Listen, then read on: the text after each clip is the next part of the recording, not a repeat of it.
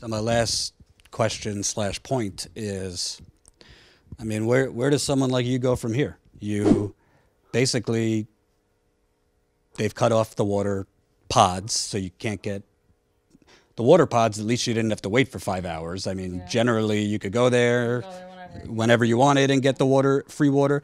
They're actually paying for less free testing for residents, so residents can't even test as much as they used to. And they're certainly not giving residents Medicare for all, expanded Medicaid. It's just for the kids. The kids can get health insurance, thank God, until they're 21 because, oh, they were poisoned, so they can get it. Doesn't, But adults, it seems like your only option is divorce if you want to. I could divorce my husband if I so choose, and he can pay child support, and I can get health insurance again because I can't get a job.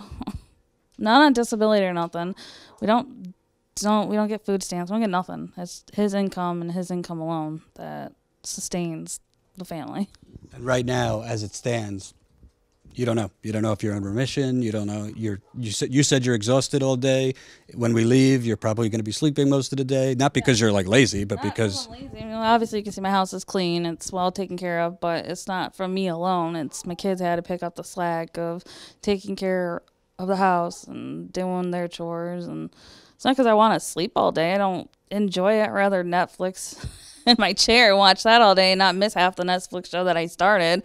And because I dozed off because I'm too tired. And I literally went to bed at last night on a Friday night at 9 o'clock. Woke up at 8 o'clock. And I could probably take 3 more naps today. Not because I want to, but because I literally probably have to. And lastly, because if this story gets out there, I know the state, I know Michigan, I know other governments. They're going to say you're confused, or oh no, that wasn't part of the official group that we used. Even though we've confirmed every resident that we met was on this particular program, the state Sentinel program. There was actually a researcher who did a study, and he found out which homes were on the Sentinel program because, shocker, the state of Michigan was very, very secretive about which homes were on their program, the official focus group. But the bottom line is the state showed up. You thought they were there to help. They tested the wrong way. And who knows what your lead levels were then, and honestly, who knows what they are now. Right. I was due for blood work back in August, so I haven't got that done. And I haven't got to change my medication. And I think my refills are running out for my thyroid medicine, so I don't know. My thyroid could just be, my last thyroid that's in there could just be going haywire and just, I definitely know that there's something still wrong because my heart still beeps really, really fast, and, super sleepy. Not too hungry. Just, I could eat one meal a day and be fine. So, what's your message to people watching? Because a lot of people, I think, it's not that they don't care, but if something's not happening in your community, it's not like top of mind every day, Yeah. It just sucks. It seems like nobody cares no more. You don't hear about it no more. They're like, oh, deemed safe, but are we really safe? Are we, is it just sucks. Like, you have to rely on something so stupid as a filter to filter out water that you pay $110 a month for, and there still could be poisoning you or poisoned you, and you don't get any help. You don't. By the way, those filters go bad pretty quickly, Yeah, and they breed bacteria. Yeah, I have to, I don't want to sound like an OCD freak, but I have to clean out the filter itself with water from the city that you're supposed to filter out. It just doesn't make sense. It's stupid. You have to add extra steps in your day because the state and the government failed you and all the people here. And it's just it's not fair. It's not, and you can't sell your house, where are you supposed to go? You can't, these houses aren't worth what you paid for them. You can't just. I'm assuming that there's not a huge real estate line around the block for these homes. No, I don't know. I could count how many empty houses are on this block because people just moved out and was just like, psh, I'm done with Flint. I'm going somewhere else where the water's better. My neighbor next door sold her house for less than 20 so they could move out to the country away from Flint. Another neighbor just left their house after living there for 20 years because the city sucks. The government sucks. Like, you can't trust nobody. So you can only trust yourself, which, like, I guess I should have probably done a better job. But you trust what the letter said, and you were fine. You're fine. You're fine. But then all of a sudden, like, you're sick now. Now I have a scar across my neck that my kids, they're not embarrassed of it, but my one daughter, she's younger, and her friends are like, oh, look at your mom's scar. Did she get in a knife fight? Lexus will be like, no, cancer almost killed my mom. And it sucks because she's only 10 and she has to tell, why did your mom have a scar across her neck? Because she got cancer and she almost died.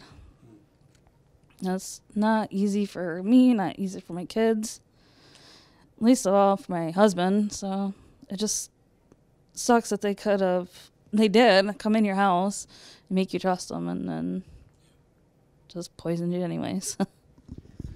Well, we do care, and we spent a lot of time here. Some people ask, like, Jordan, there's a gazillion places with water problems, and there certainly are. And we're definitely going to do our best as we grow here. We just launched our website, actually, like last week, to cover as many as we can. But, we come back and we stay on this, and we knock on doors because we don't think it's right for people to just die in silence. Not that you're dying. I hope you're living.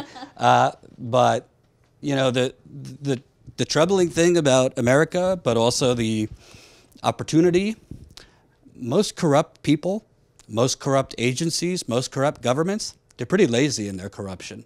This was out in the open. This was literally out in the open that they did this. Unfortunately, you don't really have real media or journalism in this country. Has the local media been knocking on your door to ask you about the testing here or those kinds of things? No, and when a car went through our house, they didn't even show up for that. Like, that was the craziest thing, and they came maybe after someone's like, oh, look at this porch. But no, I haven't seen them for the water. I haven't seen them for, don't even hear from them no more. You don't even hear about it on the news.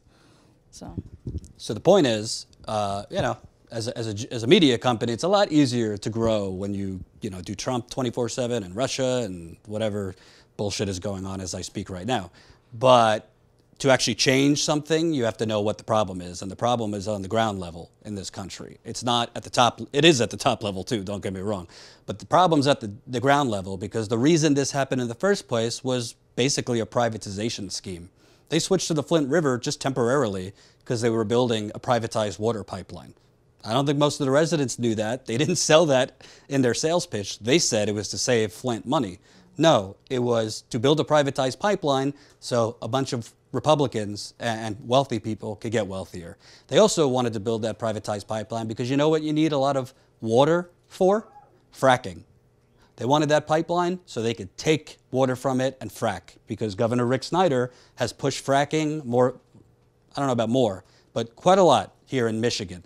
By the way, Michigan has, I believe it's like 1/3 or something like that of the world's fresh water. The world. Somebody could correct me if I'm wrong, but I believe that's the number. So you got some of the purest, freshest water in Michigan, yet people like her, 35. I'm 32. Yeah, I just turned 35. Happy birthday.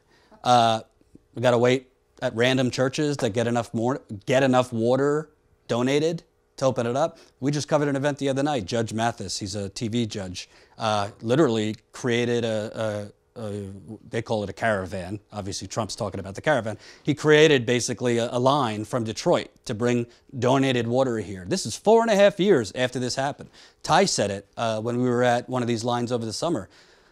You would think this just happened 3 months ago, because there's literally cars lined up for hours to get water because the government has left them to die. I mean, it's that simple. So if you're a real journalist or you're just a real person, you should care about this, because let me tell you something. The reason I've always stayed on Flint, and I told the Young Turks this as well when I was there, Flint is the playbook. It's the playbook. If you normalize what happened in Flint, if there's no accountability for what happened in Flint, if basically the governor, the state can just say, oh yeah, the levels are fine now, even though we're finding they basically cooked the numbers, they're going to do it just about everywhere. And I could tell you something, follow the money. There's a reason all of these rich hedge fund people in New York, there's a reason that they are investing so heavily in water. Why is that? Well, could there one day be a shortage of fresh water in this country? Look around. You know what I do every morning, among other things? I just type in water contamination on Google and I press news. There's tons of news stories about this city and this township and this municipality having water contamination, not only from lead, from nuclear waste that's leaking into the water, from arsenic, from now they have PFOAs, paraphenolic acids, which are basically chemicals that come from non-stick cookware. And by the way, they found that in Michigan, and the governor's been very aggressive on that. Why? Because they're finding it in middle class and upper middle class white homes. They've been very aggressive on that issue, whereas in Flint, for 18 months, they told residents there's nothing to see here. No problem. As they were getting nosebleeds, rashes, hair loss, and worse.